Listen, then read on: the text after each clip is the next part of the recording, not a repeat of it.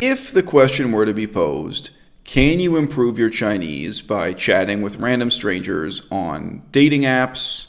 The answer is yes. It's certainly much easier to practice and improve your Chinese than to actually find love or friendship.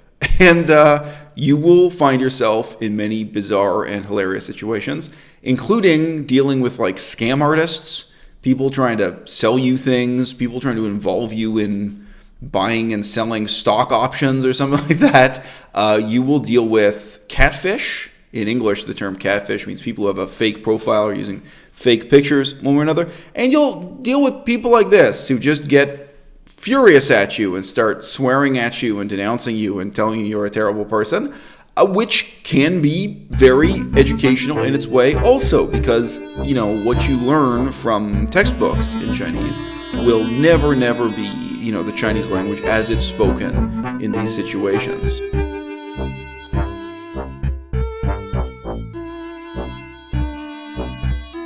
The caveats here are, yes, you need to be able to type Chinese rapidly enough to keep up a conversation from moment to moment. I mean, you only have a few split seconds to type something before someone else is going to type back or get frustrated with you and quit.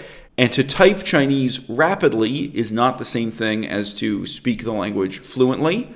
And of course, there may be errors here on my part, what I was typing, because I was writing this really quickly. So it challenges you to use Chinese without a dictionary or with only very minimal rapid ability to check something, look up some word you can't quite remember in a dictionary. And yeah, I guess you've got to be good looking enough or interesting enough to motivate strangers to talk to you on the internet. I don't know. If you take the time to really look up each word that you don't know that the other person is using, you're going to find a lot of interesting surprises, including in this case, you know, swear words. So Google Translate renders this as, don't think of others with your villain's heart. But the term used isn't really villain, xiaoren.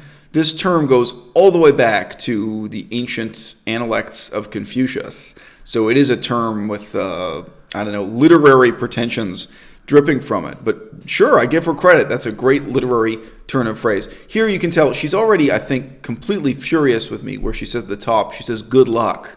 And you see, I didn't know Chinese people used good luck this way. But I take it when she says good luck, she means like, get the hell out of here. I don't even want to talk to you anymore. So I think she's already furious with me.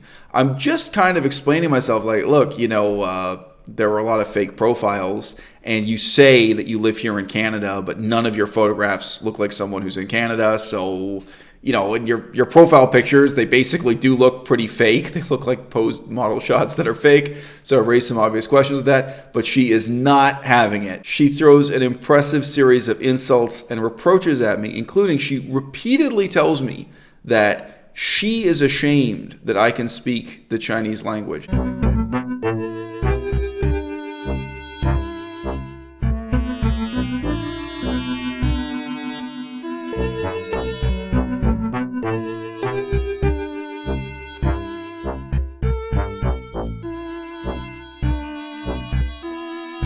I am ashamed that you can speak Chinese, she says.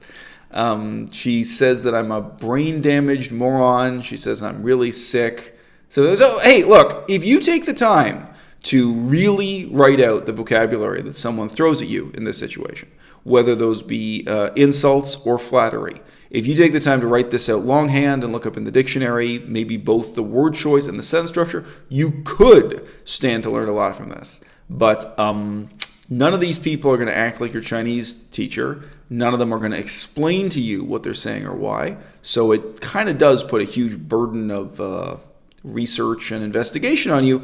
And probably you could be spending your time better talking to almost anyone else or reading almost anything else in Chinese. That's going to provide you with the vocabulary you really need. But hey, I wouldn't have access to that more informal side of the language except through occasional glimpses provided by dating apps like Tinder.